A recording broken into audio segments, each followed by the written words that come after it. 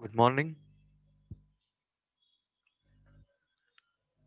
Last ચેપ્ટરમાં બરાબર, last આપણું જે હતું લેક્ચર એમાં આપણે યુનિટ 4 ના એમસીક્યુઝ જે સ્ટાર્ટ કરેલા હતા એ ટોપિક હતો એનએમઆર એટલે કે ન્યુક્લિયર મેગ્નેટિક રેઝોનન્સ. એટલે કે આપણો જે ફર્સ્ટ એમસીક્યુ જે હતો એ આ ટોપિક પરથી સ્ટાર્ટ થતો હતો કે એનએમઆર નું ફૂલ ફોર્મ શું છે. સો એમાં આપણે વાત કરેલી હતી ન્યુક્લિયર મેગ્નેટિક રેઝોનન્સ કે જેને શોર્ટમાં એનએમઆર તરીકે ઓળખવામાં આવે છે. ત્યારબાદ આપણે વાત કરી હતી એનએમઆર છે ઈ તેના એનાલિસિસ માટે યુઝ થાય છે. તો એનો આન્સર આવે છે રાસાયણિક પરિબળો એટલે કે કેમિકલ મટીરિયલ્સ. બરાબર, કેમિકલ્સ માટે છે, એના એનાલિસિસ માટે એનએમઆર આપણે યુઝ કરીએ છીએ. એનએમઆર નો મેઇન યુઝ આપણે એમઆરઆઈ એટલે કે મેગ્નેટિક રેઝોનન્સ ઇમેજિંગમાં કરીએ છીએ, જે રેડિયો ફ્રીક્વન્સીના એબ્ઝોર્પ્શનનો અભ્યાસ છે. બરાબર, એટલે કે એનું મેઇન ફોકસ શું છે, રેડિયો ફ્રીક્વન્સી જે છે એનો એબ્ઝોર્પ્શન કરીને આપણે એનાલિસિસ કરીએ છીએ. સો આ ટોપિકમાંથી આપણે આટલા જે એમસીક્યુઝ હતા એ લાસ્ટ લેક્ચરમાં જોયેલા હતા. ત્યારબાદ આપણે વાત કરી હતી કે એના પ્રિન્સિપાલ શું છે. બરાબર, એના પ્રિન્સિપાલ કયા પેરામીટર પર વર્ક કરે છે, શેના પર ડિપેન્ડન્ટ છે. તો એના જે પ્રિન્સિપાલ જે છે એ nuclear spin, nuclear energy level, resonance condition, NMR absorption spectra, relaxation process અને કેમિકલ શિફ્ટ. આટલા જે મેઇન એના ફિલ્ડ જે છે એના ઉપર વર્ક કરે છે, એના ઉપર ડિપેન્ડન્ટ છે. બરાબર, સ્ક્રીન ઉપર જે તમને દેખાય છે એ એના મેઇન ડિપેન્ડન્ટ વેરિયેબલ છે કે જેની પરથી એનું આપણે પ્રિન્સિપાલ છે એ નક્કી કરી શકીએ છીએ. સો એમાં પણ આપણે જોયેલું હતું કે ન્યુક્લિયર સ્પિન, તો કે સ્પિન ક્વોન્ટમ નંબર પર આધાર રાખે છે. સ્પિન ક્વોન્ટમ નંબર કે જે પ્રોટોન અને ન્યુટ્રોનની સંખ્યા પરથી નક્કી થાય છે. એમાં આપણે 3 નંબર છે, spin quantum number 0, spin quantum number half અને સ્પિન ક્વોન્ટમ નંબર 1. તો આ રીતે સ્પિન ક્વોન્ટમ નંબર જે છે એના 3 ટાઈપ્સ છે, 0, હાફ અને 1. 0 જે છે એના પર એનએમઆર શક્ય નથી. હાફ અને 1 જે છે એમાં એનએમઆર શક્ય છે. 0 કઈ રીતે હશે તો કે ન્યુટ્રોન અને પ્રોટોન. બરાબર, ન્યુટ્રોન અને પ્રોટોન બંનેની સંખ્યા જો ઇવન છે તો સ્પિન ક્વોન્ટમ નંબર 0 થશે કે જેનાથી એનએમઆર શક્ય નથી. બરાબર, ન્યુટ્રોન અને પ્રોટોનની સંખ્યા જો ઇવન છે તો એનએમઆર શક્ય નથી. એક્ઝામ્પલ તમને આપેલું છે C12, એમાં પ્રોટોન અને ન્યુટ્રોન બંને 6 છે. એ જ રીતે ઓક્સિજન એટલે કે 16 નંબર, પ્રોટોન અને ન્યુટ્રોન બંને 8 છે. આ રીતે જો બંનેની સંખ્યા ઇવન છે, ન્યુટ્રોન અને પ્રોટોનની સંખ્યા જો ઇવન હશે તો સ્પિન ક્વોન્ટમ નંબર 0 થશે, અને સ્પિન ક્વોન્ટમ નંબર 0 થશે તો એનએમઆર શક્ય નથી. બીજું એક્ઝામ્પલ છે સ્પિન ક્વોન્ટમ નંબર હાફ અને 1, બંનેમાં એનએમઆર શક્ય છે. હાફ ક્યારે થશે, જ્યારે પ્રોટોનની સંખ્યા અથવા તો ન્યુટ્રોનની સંખ્યા, પ્રોટોનની અથવા તો ન્યુટ્રોનની. બરાબર, એ બેમાંથી એક ઓડ હશે એટલે કે એકી સંખ્યામાં હશે તો એનએમઆર જે છે એ શક્ય છે. સ્પિન ક્વોન્ટમ નંબર હાફ થશે. ત્યારબાદ વાત કરીએ સ્પિન ક્વોન્ટમ નંબર 1, એમાં પણ એનએમઆર શક્ય છે. પ્રોટોનની સંખ્યા અને ન્યુટ્રોનની સંખ્યા બંને સંખ્યા ઓડ એટલે કે બંને જો એકી સંખ્યામાં હોય તો પણ સ્પિન ક્વોન્ટમ નંબર 1 થશે અને તો એનએમઆર શક્ય છે. એટલે કે જો કોઈ પણ એક ન્યુટ્રોન અથવા પ્રોટોન તેમાંથી કોઈ પણ એક અથવા તો બંને, જો આમાંથી કોઈ પણની સંખ્યા ઓડ હશે, કોઈ પણ એક અથવા તો બંનેની સંખ્યા જો ઓડ હશે એટલે કે એકી સંખ્યામાં છે તો NMR શક્ય છે. જો બંનેની સંખ્યા ઇવન છે એટલે કે બેકી સંખ્યામાં છે બંને તો જ NMR શક્ય નથી. પછીની વાત કરીએ nuclear energy level.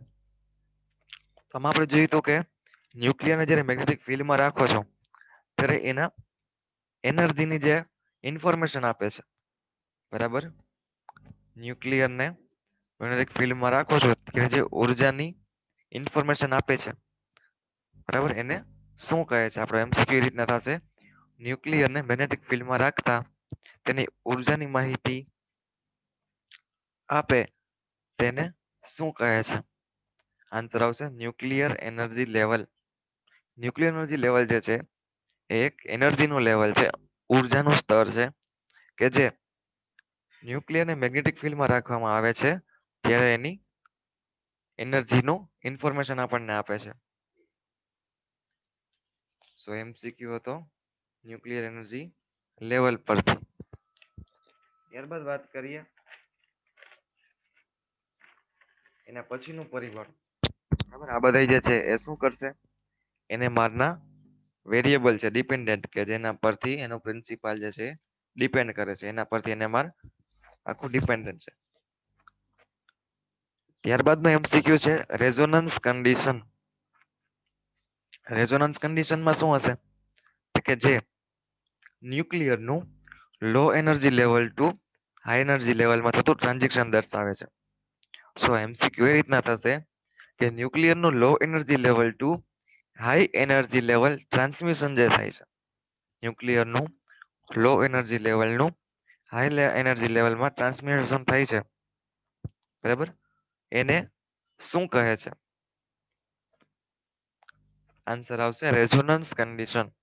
Again repeat કરું છું ન્યુક્લિયરનું low energy level to high energy લેવલનું ટ્રાન્ઝિશન દર્શાવતું પરિબળને શું કહે છે. આન્સર આવશે રેઝોનન્સ કન્ડિશન.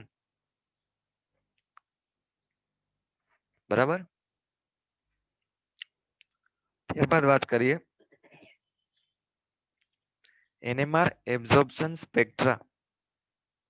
NMR એબ્ઝોર્પ્શન સ્પેક્ટ્રા કે જે છે શું એક વર્ણપટ છે કે જેમાં રેડિયો ફ્રીક્વન્સી ફિક્સ અને મેગ્નેટિક ફિલ્ડ બદલાતું હોય અથવા તો મેગ્નેટિક ફિલ્ડ ફિક્સ અને રેડિયો ફ્રીક્વન્સી બદલાતી હોય તો એ એક વર્ણપટ બરાબર કે જેમાં આપણને એનું સ્પેક્ટ્રા હોય આખે આખું એની વર્ણપટ એની જેટલી ફ્રીક્વન્સી જે છે બરાબર એનું ઇન્ડિકેશન થતું હોય. સમય MCQ રીતે થશે કે રેડિયો ફ્રીક્વન્સી ફિક્સ અને મેગ્નેટિક ફિલ્ડ બદલાતું હોય અથવા તો વાયસા વર્ષા હોય તો તેવું દર્શાવતા વર્ણપટને શું કહે છે. રેડિયો ફ્રીક્વન્સી ફિક્સ અથવા તો મેગ્નેટિક ફિલ્ડ બદલાતું હોય અથવા વાયસા વર્ષા આ તાપના વર્ણપટ દર્શાવે તેને શું કહે છે. આન્સર આવશે NMR એબ્ઝોર્પ્શન સ્પેક્ટ્રા. અગેન રિપીટ કરું છું MCQ રેડિયો ફ્રીક્વન્સી ફિક્સ અને મેગ્નેટિક ફિલ્ડ બદલાતું હોય અથવા વાયસા વર્ષા થતું હોય તો આ વર્ણપટ દર્શાવે છે તેને શું કહે છે. આન્સર આવશે NMR absorption spectra. NMR absorption spectra. ત્યારબાદ છે રિલેક્સેશન પ્રોસેસ. રિલેક્સેશન પ્રોસેસ શું કરે છે સેમ્પલ જે છે બરાબર એની રોટેશનલ અથવા વાઇબ્રેશન અથવા સ્ટેબલ મોશનની માહિતી આપે છે. તો આપણો MCQ થશે સેમ્પલની રોટેશનલ અથવા વાઇબ્રેશનલ અથવા સ્ટેબલ મોશન વિશે માહિતી કોણ આપે છે અથવા તો માહિતી આપતું પરિબળ કયું છે. સેમ્પલની રોટેશનલ અથવા વાઇબ્રેશનલ અથવા સ્ટેબલ મોશન વિશે માહિતી આપનાર પરિબળ કયું છે. આન્સર શું આવશે રિલેક્સેશન પ્રોસેસ. આન્સર આવશે રિલેક્સેશન પ્રોસેસ. ત્યારબાદ વાત કરીએ કેમિકલ શિફ્ટ. તો MCQ પૂછાઈ શકે નીચેનામાંથી કેમિકલ શિફ્ટનું ઇક્વેશન શું છે. કેમિકલ શિફ્ટ એટલે શું? બે રીતે પૂછાઈ શકે. તો એનું ઇક્વેશન જોઈએ તો H sample minus H reference upon H1 radio frequency, બરાબર, કે જ્યાં H જે છે H સેમ્પલ ઈ સેમ્પલનું મેગ્નેટિક ફિલ્ડ છે, H રેફરન્સ જે છે એ રેફરન્સનું મેગ્નેટિક ફિલ્ડ છે, અને H1 જે છે એ રેડિયો ફ્રીક્વન્સી છે. તો આ રીતે કેમિકલ શિફ્ટનું ઇક્વેશન જે છે એ પૂછાઈ શકે એમસીક્યુમાં. શું આપણો એમસીક્યુ હતું કેમિકલ શિફ્ટ.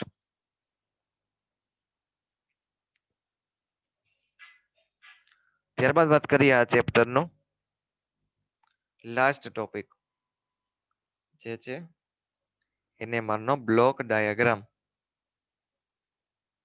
NMR નો બ્લોક ડાયાગ્રામ.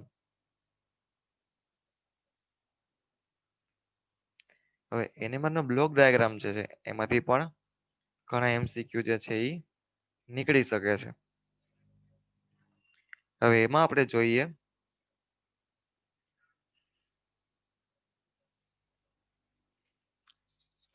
તો સૌથી પહેલા તો મેગ્નેટિક પોલ યુઝ કર્યા છે, સ્વીપ કોઇલ જનરેટર યુઝ કર્યા છે, RF transmitter, test tube, transmitter coil, RF amplifier, detector, audio amplifier, power supply અને ઓસિલોસ્કોપ, બરાબર, આટલી વસ્તુનો યુઝ કરેલો છે જે તમને સ્ક્રીન પર દેખાય છે.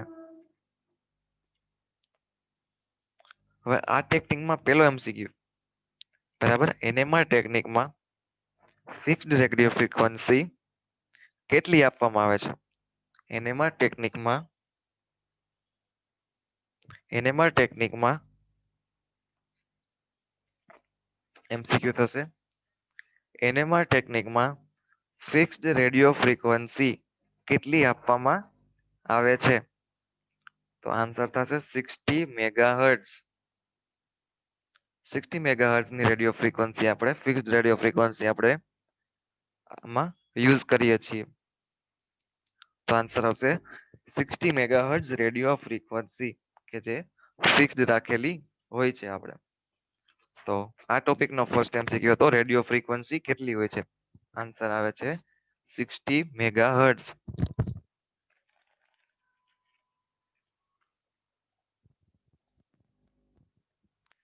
ત્યારબાદ વાત કરીએ મેગ્નેટિક ફિલ્ડ. રેડિયો ફ્રીક્વન્સી તો થઈ ગયું. નેક્સ્ટ એમસીક્યુ આવશે આ ટોપિકમાંથી એ છે મેગ્નેટિક ફિલ્ડ છે એની રેન્જ શું હોય છે? NMR માં મેગ્નેટિક ફિલ્ડની રેન્જ કેટલી આપવામાં આવે છે? તો આન્સર આવશે 10,000 થી 25,000 ગોસ. 10,000 થી 25,000 ગોસની રેન્જમાં આપણે મેગ્નેટિક ફિલ્ડ છે એ આપીએ છીએ, બરાબર. ત્યારબાદ વાત કરીએ સ્વીપ કોઇલ જનરેટર. તો એમસીક્યુ થશે NMR માં સ્વીપ કોઇલ જનરેટરનું વર્કિંગ શું છે? NMR માં સ્વીપ કોઇલ જનરેટરનું વર્કિંગ શું છે? આન્સર આવશે હોમોજીનિયસ મેગ્નેટિક ફિલ્ડ આપવા. આન્સર આવશે હોમોજીનિયસ મેગ્નેટિક ફિલ્ડ આપવા. સ્વીપ કોઇલ જનરેટર જે છે એ હોમોજીનિયસ મેગ્નેટિક ફિલ્ડ આપવા માટે આપણે યુઝ કરીએ છીએ. ત્યાર પછીનો એમસીક્યુ થશે હોમોજીનિયસ મેગ્નેટિક ફિલ્ડ એટલે શું? હોમોજીનિયસ મેગ્નેટિક ફિલ્ડ એટલે શું? તો એ એમસીક્યુ નો આન્સર આવશે યુનિફોર્મ અથવા કોન્સ્ટન્ટ મેગ્નેટિક ફિલ્ડ. યુનિફોર્મ અથવા તો કોન્સ્ટન્ટ મેગ્નેટિક ફિલ્ડ કે જેને હોમોજીનિયસ મેગ્નેટિક ફિલ્ડ તરીકે આપણે ઓળખીએ છીએ,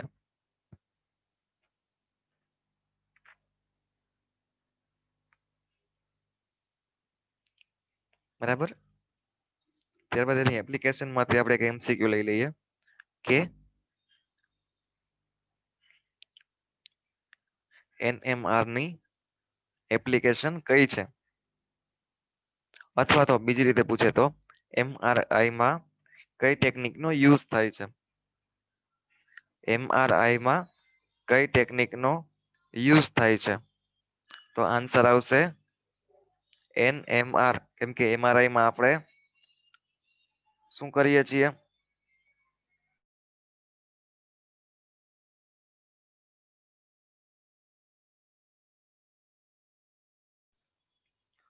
શું કરીએ છીએ આપણે? એમઆરઆઈ માં આપણે પહેલા જ વાત કરી હતી. એમઆરઆઈ માં એનએમઆર ટેકનિકનો યુઝ કરીએ છીએ, ન્યુક્લિયર મેગ્નેટિક ફિલ્ડનો યુઝ કરીએ છીએ એમઆરઆઈ માં.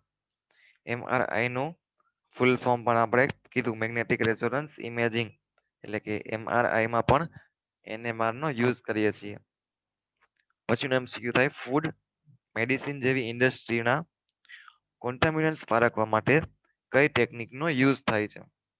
ફૂડ મેડિસિન વગેરે જેવી ઇન્ડસ્ટ્રીમાં કોન્ટામિનન્ટ્સ પારખવા માટે કઈ ટેકનિકનો યુઝ કરીએ છીએ? તો આન્સર આવશે એનએમઆર, એટલે કે ન્યુક્લિયર મેગ્નેટિક રેઝોનન્સ. આ ટેકનિકનો આપણે યુઝ કરીએ છીએ. એની બે એપ્લિકેશન છે, એમઆરઆઈ માં અને ફૂડ મેડિસિન જેવી ઇન્ડસ્ટ્રીમાં કોન્ટામિનન્ટ્સને પારખવા માટે, ડિટેક્ટ કરવા માટે આપણે એનએમઆર નો યુઝ કરીએ છીએ. સો આ સાથે જ આપણા ચેપ્ટર 4 ના એમસીક્યુ જે છે એ કમ્પ્લીટ થાય છે. આજના એમસીક્યુ પણ તમે લખી લેજો, બરાબર. તો આ સાથે લેક્ચર આપણે કમ્પ્લીટ કરીએ છીએ.